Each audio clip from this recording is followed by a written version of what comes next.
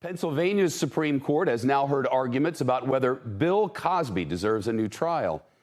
The disgraced actor and comedian is in prison for drugging and molesting a woman back in 2004. The heart of Cosby's appeal involves the other women who were allowed to testify about similar alleged incidents with Cosby. How did that go over with the justices? CNBC's Scott Cohn is following the case for us. Scott?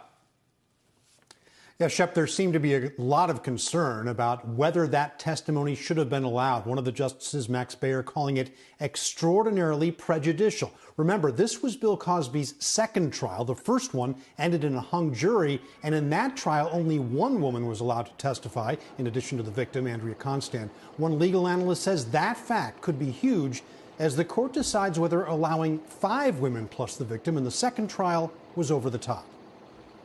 Central in this case is the extent to which prior bad acts evidence should come in at trial. And in this case, the prosecution really stretched in that they wanted to bring in all kinds of accusers of Cosby, sometimes many decades old.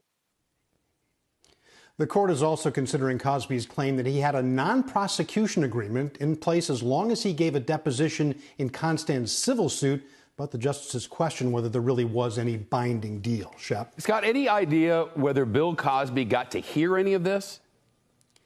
Well, he did issue a statement from prison he called today historic and a beacon of hope for those countless citizens who might have had their constitutional rights abused by prosecutorial corruption.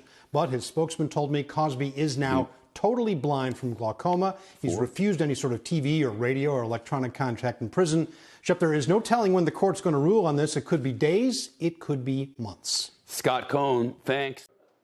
Shepard Smith here. Thanks for watching CNBC on YouTube.